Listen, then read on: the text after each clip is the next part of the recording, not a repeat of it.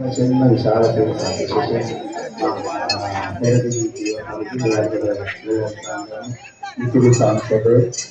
මිතුරු සංසදයේ මිතුරු සියලු දෙනාට ආහාර මේවත් ලබා දෙනවා. ඒ වගේම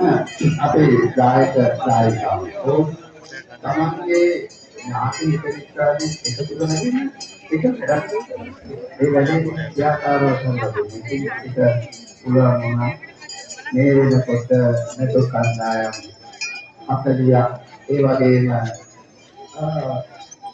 සියලුම අංග සම්පූර්ණ පෙරහැරක් බවට පත් කරගන්නට